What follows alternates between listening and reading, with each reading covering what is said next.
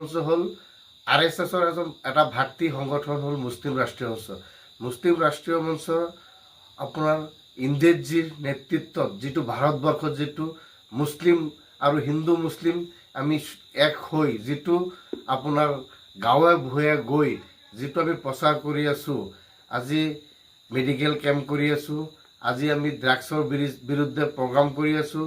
আমাৰ 11 তাৰিখে দিছপুৰ লাষ্ট গেটত এটা আপোনাৰ এক্সিকিউটিভ মিটিং এটা হৈছে, আপোনাৰ ষ্টেট কমিটি এক্সিকিউটিভ মিটিং হৈছে, আৰু তাত মোক নৱনিযুক্ত নগাঁও জিলা কনভেনাৰ হিচাপে মোক এপইণ্টমেণ্ট লেটাৰখন দিছে।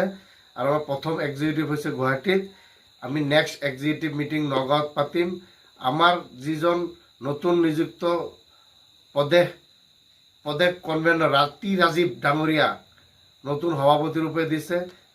তেখেত বহুত দক্ষ আৰু তেওঁ ৰাজনীতি দলৰ লগত লাগি আছিল আগত, আৰু তেওঁৰ নেতৃত্বত আমি অসমত নতুনকৈ গাঁও ভূঞে গৈ আমি মুছলিম ৰাষ্ট্ৰীয় হৈ প্ৰচাৰ চলাম। মুছলিম ৰাষ্ট্ৰীয় মঞ্চ হ'ল মুছলিম ৰাষ্ট্ৰীয় মঞ্চ RSSৰ ভাতৃ সংগঠন।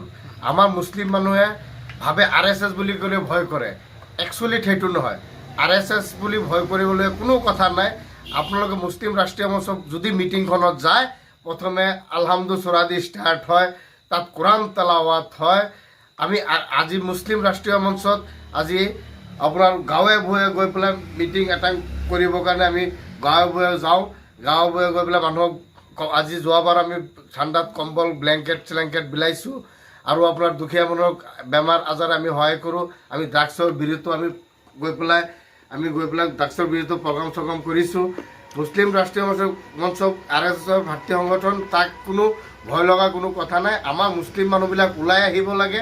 ওলাই আহি পেলাই আজি গোটেই ভাৰতবৰ্ষত গোটেই ভাৰতবৰ্ষত ইন্দ্ৰেজীৰ নেতৃত্বত মুছলিম ৰাষ্ট্ৰীয় মঞ্চ এখন গঠন হৈছে। আৰু ইন্দ্ৰেজী হ'ল এনেকুৱা এজন বেতন RSS লিডাৰ, তেওঁ কোনো হিন্দু মুছলিম কোনো ভাগ ভেদ নকৰে। তেওঁ ঈদত মানুহক চাদৰ বিলায়, ঈদত মাজাৰত গৈ চাদৰ বিলায়। দীপাৱলী তাৰমানে ভাইচাৰা গৈ পেলাই গোটেই মুছলিম হিন্দুৱে মিলি দীপাৱলী উদযাপন কৰে। সেইটো কাৰণে আমি মুছলিম হিন্দু মিলি থাকিবৰ কাৰণে এই মুছলিম ৰাষ্ট্ৰীয় মঞ্চটো গঠন কৰা হৈছে। কনভেনৰ আমাৰ ৰাজ্যিক কনভেনৰ ৰাজীৱ আহমেদৰ নেতৃত্বত 11 তাৰিখে এখন গুৱাহাটীত লাষ্ট গেটত এখন সভা অনুষ্ঠিত হৈছিলে।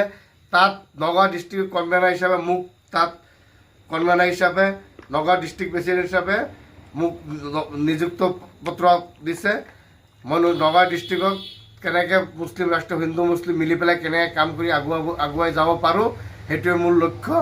চাওক, মুছলিম ৰাষ্ট্ৰীয় মঞ্চে সবকা সাথ সবকা বিকাশ, আৰু হিন্দু মুছলিম শিখ বৌদ্ধ গোটেই জাতি মিলাই চবেই একেলগত মুছলিম ৰাষ্ট্ৰীয় মঞ্চৰে কাম কৰি আমি ধুনীয়াকৈ আগুৱাই যাব লাগিব।